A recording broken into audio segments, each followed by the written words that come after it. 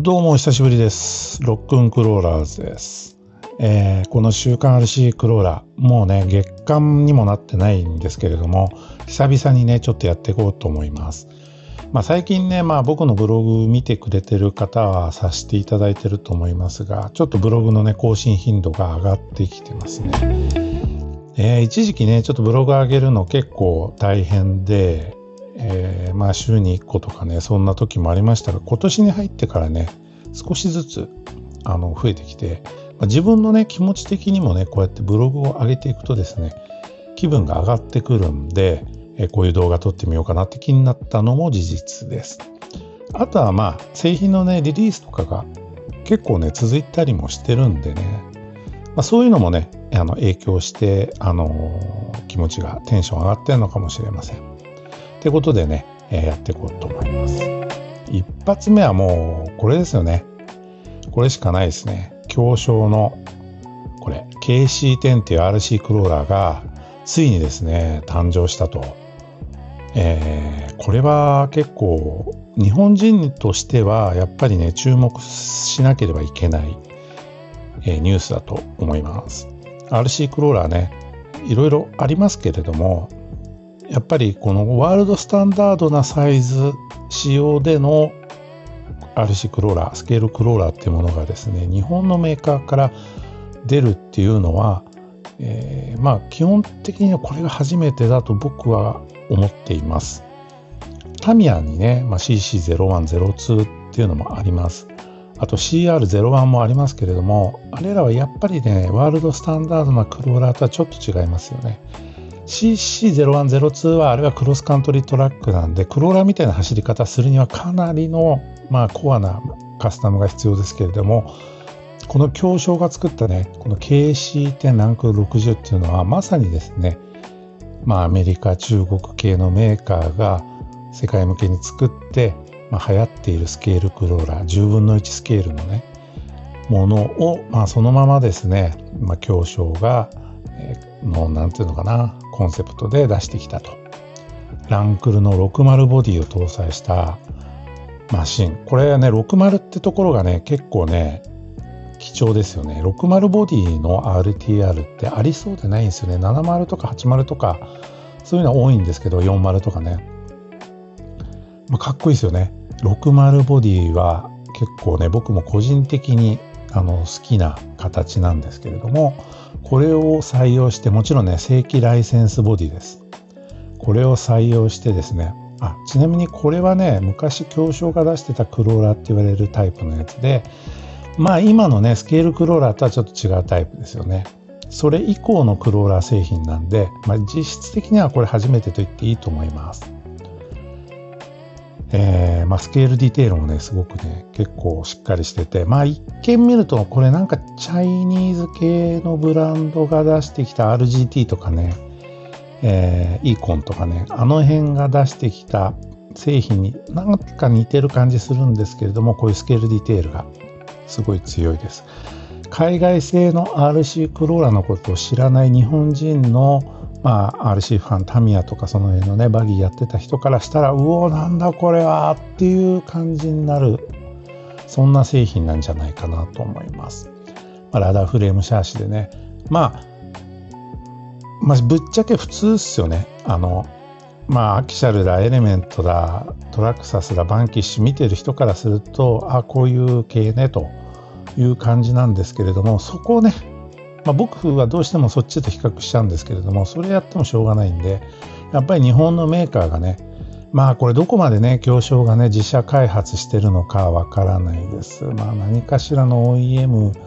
をベースにしてるのかなって気もしないでもないですね。とはいえですね、全長552メートルのですね、ミリの、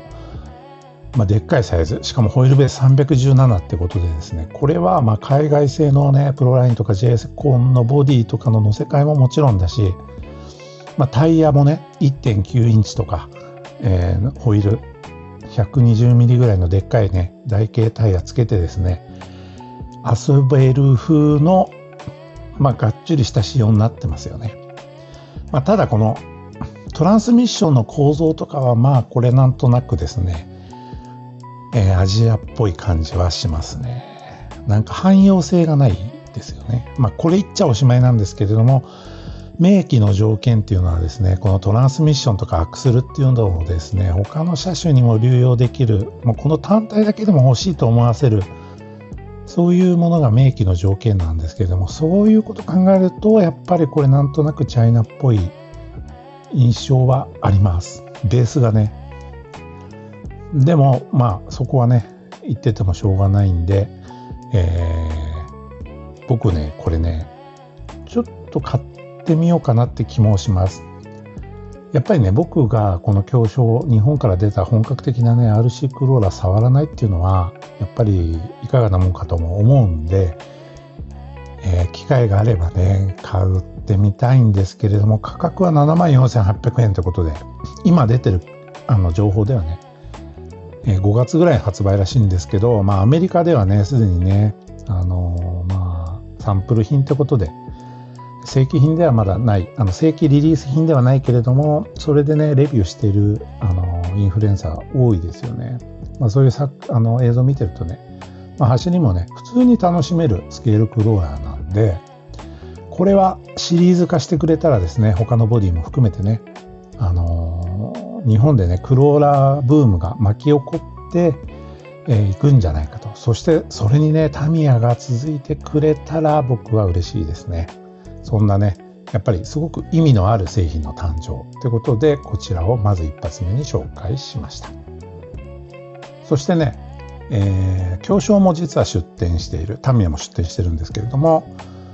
おもちゃショーですね、ドイツの、ニュールンベルクで毎年やってるおもちゃショーで、ルラーロね、中国のルラーロという、大きなサイズのラジコンが得意で、僕のブログでも7分の1スケールのね、クローラーレビューしましたけれども、そちらのメーカーがね、出展しているので、その情報をですね、ちょっと紹介しました。これ行くことできないドイツなんで、行くことなんて到底できないんですけれども、情報だけね、皆さんにお伝えできればと思って、やっているんですけど、毎年ね、記事にしています。今回はルラーノに絞ってます。メルセデス・ベンツのね、このウニモグ、人気のね、クローラーとしては人気の車種ですよね。これがですね、しかもね、この U4000 っていうね、比較的近代の、これ現行なのかな、ちょっとわかんないですけれども、車種。これのですね、なんと7分の1スケールなんですよ。でかいです。ウニモグみたいなですね、こういう車種、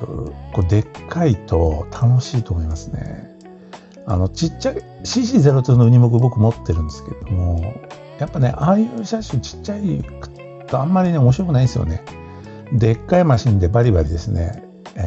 走らせてですね、いろんなもの積んだりとかね、してね、遊べたら楽しいなとこれ思いますね。あとですね、他にもね、こういう、もう最近ね、実写の映像出てますけれども、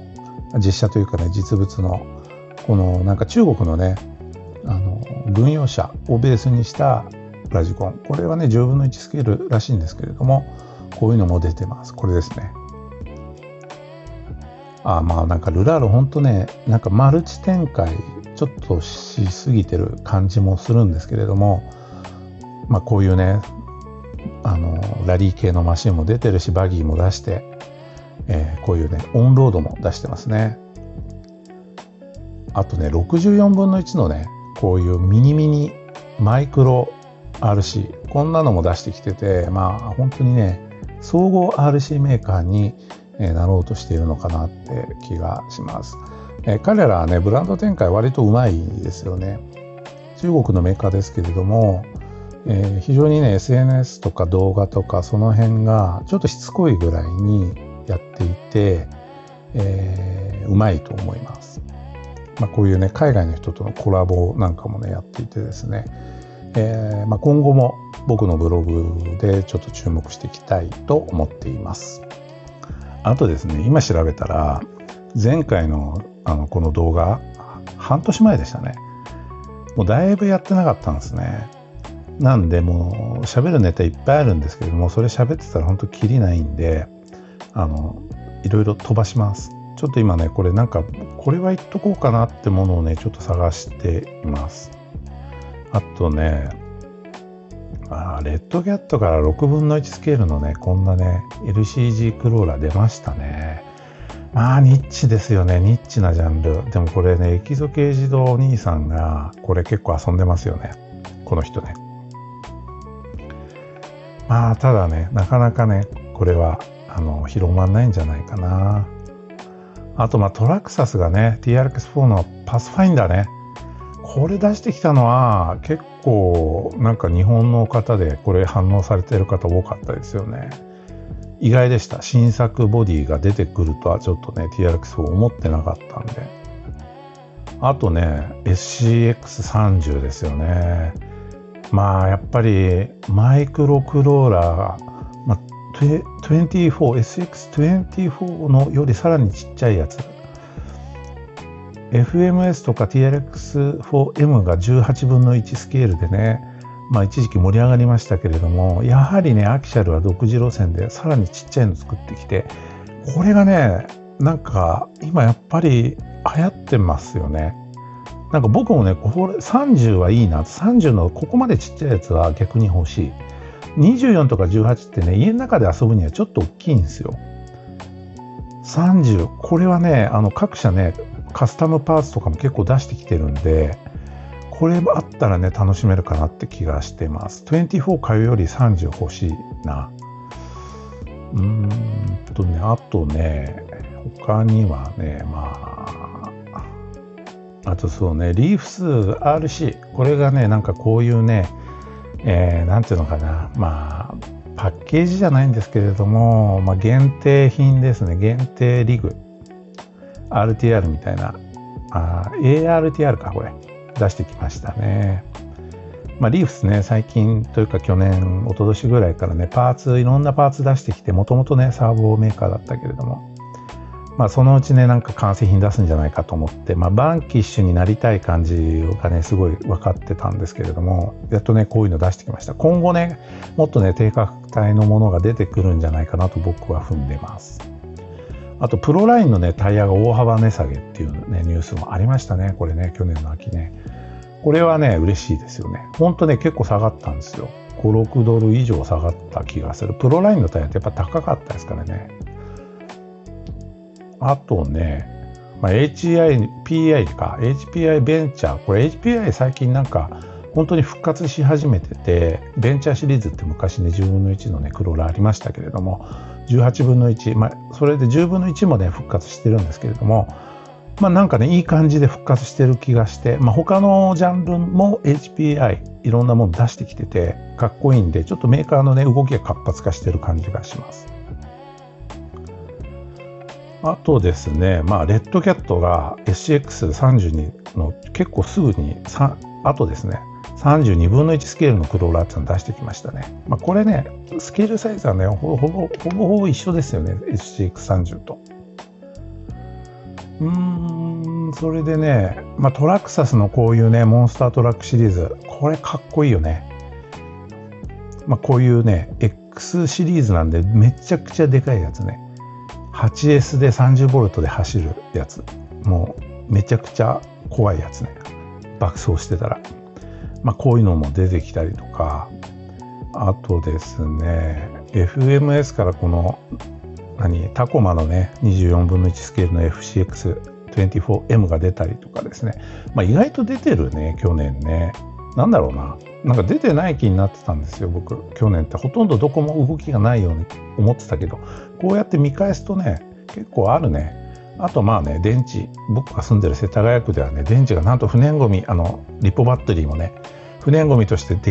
回収してくれるってことになりましたっていう情報とかも、お届けしました。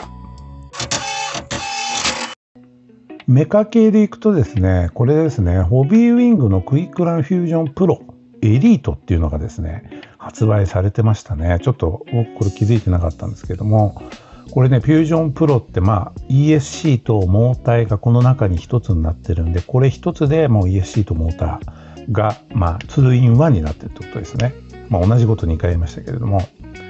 なんでね、ESC 他に不要ということですごく、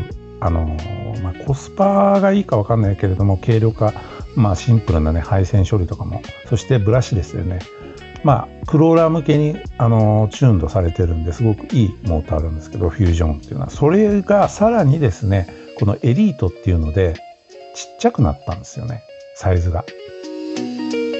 これね結構大きいです。僕ねフュージョンプロ持ってるんですけれども、長いんですよ。やっぱ ESC の分、これ見ればわかるけど長いんですね。でこれね車種によっては入らないことなんですよ。確かね RC ホイールドラムのトレイルファインダー2とかもこの長さだとね、僕が持ってるやつだとバンパーの部分と干渉しちゃったりとかするんですね。あとねエンデューロとかもあんまり長いモーターだとどっかが干渉しちゃったりとか結構あるんですけど、この長さこれはねポイント高いです。540モーターだけれども ESC 入ってるんで580ぐらいになっちゃうんですよね、これね。485なんで485っていうか 48.5 かなんですごくねこのサイズ感は絶妙だと思います。これになったからといってねトルクが下がるとかね操縦性が良くないとかそんなことはないと思うんで、これは結構ねポイント高いメカだなと思いました。そんな中にですね、僕これまたですね知らなかったんですけれども、ホビーウィングのですねこれですねクイックランシリーズ、一番廉価グレードっていうか下の価格帯のグレードクイックランシリーズに、このクローラー用のですねアウトランダーモーターとブラシレスとブラシに両対応の ESC がこれ出てたんですよね。これねホビーウィングのクイックランシリーズっていうと1080クローラーっていうのがね、今では 1080G2 っていうのがメジャーで、定番中の定番モーターESC ですよね。それがですね実質これでアップデートした感じかな。このブラシ用のこれからアウトランナーモーター使いたい人にはこの ESC とこのねモーター、これねアウトランナーこれ買えばもう揃っちゃうよってことなんですよ。前はキャッスルクリエーションのマンバ、とかねホビーじゃない、ホームズホビーの ESC とホームズホビーのねリボルバーでとかあって、もちろんそれはそれでいいすごくいいものなんだけれども、おそらくねもうほぼ遜色ないレベルでホビーウィングがねこれ作ってきました。しかもね価格も安いという、両方のセットでね確かねいくらだったかな、なんか1万ちょいぐらいで確か買えたはずです。これは多分今後のスタンダードになっていくんじゃないかなと思いますね。しかもねこれブラシも使えますからね、ブラシモーターも使えてブラシレスも使えるということで、これはね、今後のスタンダードになっていくこと間違いなしだと思います。そしてですねフライスカイのこのプロポ、これね、流星株式会社さんっていうですね日本の代理店の方からですね送っていただいてレビューをしたものになります。実はね去年のね結構秋口夏ぐらいにね秋かな送っていただいてたんですけど、ちょっと露出が遅れちゃったんですけれども、こういう動画まとめておりますし、ブログでもね細かくやってます。もうこれでいいっすよ。はっきり言って、クローラー遊び今後していくためにプロポ買うって考えてるんだったら、このね FS11P もうこれにしとけばね何も困ることないです。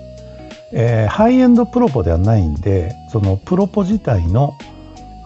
高級感とか重厚感は正直ねフライスカイの NB4 ノーブルには劣りますけれども、日本の技的がもちろんついて、しかもこのシール見覚え皆さんあるやつね、ちゃんとこれの技的がついていてですね、いろんな付属品、受信機もついていて188650のね、バッテリーで駆動するタイプ充電式のねもので、しかも11チャンネルなんですよ。これ 11P なんでね、クローラーでいろんなね LED つけたりウインチつけたり、2スピードミッションだディグだある場合11チャンあればねもう困ることなんもないですね。こういうハンドルもついてたりとかで、受信機が何よりもですね NB4 ノーブルのものよりも安いプロトコルのタイプなので、他マシンいっぱいマシンを運用する際にもすごくね役に立つ、プロポだと思います。一つ言えばタッチパネルじゃないんで操作感はちょっと慣れる必要があります。詳しくはね動画とか見ていただければと思うんですけれども、これ、非常にね僕も今後 NB4 とこれの2台体制かな、なんかそんな感じがしているプロポです。ちょっと喋りすぎたんでそろそろねなんかね、締めていく必要あるんですけれども、今ね僕はねこれね RC フォイルドライブの、ゲレンデ2ですね、 FJ40 のボディ、これをですね組み立てしてます。つってもねほんとね隙間時間にやっていて、あえてねすごいスローペースでやってるんですよ。なんで、今ねシャーシがねなんとなく出来上がりほぼできてるんですけれども、まだね組み立て始めて1ヶ月経つんですけど、まだね完成まで、3分の1ぐらいしか進んでない感じですね。そんな感じでまったりやってます。今年はねあんまりそのメーカーからの前からそうです 2,3 年前からそうですけど提供品でレビューとかそういうのはちょっとね時間もないのであんまり、やっていくことないと思うんで、自分のこういうプロジェクトをね楽しんで、本来のね RC の楽しみ方を、取り戻していきたいなと思っています。そしてこれも言っとかなきゃ、ちょっと長くなるね今日はね、すいません。バンキッシュが本当にね躍進してますよね。そんなバンキッシュがですねこのクラシック、オリジンですね。バンキッシュはもともとパーツメーカーでした。アルミパーツメーカーでしたけれども、彼らが初めに作り出したのがこの VS410 オリジンっていうねクラシックっていうね、今ではクラシックって名前になってますけれども、この、インターナショナルスカウトボディのですねスカウト2ボディをちょっとモディファイしたこのスタイルのボディがパッケージになってるキットなんですよ。これすごくないですかこれ。もう廃盤になってたんですけれども、まさかこれ出ると思わなかったんで、僕ねボディだけでは実は持ってるんですけれども、非常に興奮しました。出たって聞いた時は。ビルダーズキット的な感じでタイヤとかホイールがついてないバージョンもありますし、全部ですね付属したこういうキットもあります。当時はですねこれ2021年2年ぐらいの時はですねこのアルミのねこのアクセルこれ欲しくてね、でも高いんですよこれ。でもこれがね初めからセットになってるっていうキットなんですね。でも849ドル99という感じで今の日本円でも10万円以上しちゃうんですけれども、こういうキットも出ております。今からですねバンキッシュ買いたいって方はね選択肢入れてもいいと思います。バンキッシュ今後はねどうなっていくか、アキシャル並みのクローラー専門メーカーにどんどんね成長していってるような気が僕はするんで、非常に楽しみです。でねあとはですねタミヤがねモーター出したっていう話ね、さっきのドイツのイベントでね、クローラー向けのモーターっていうのがですね実は一つ出てるらしくて、これが僕的にはねちょっと面白いなと思って、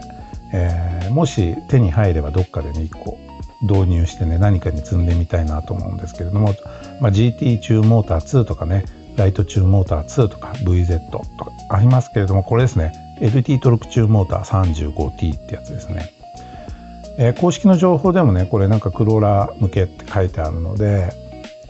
いい感じなんですけれども、注意が一つあってですねこれね、サンセルとかでは一応対応してない。ぶっ込んだってね焼き切れることないと思うんだけれども、基本的にはタミヤスペックなんで、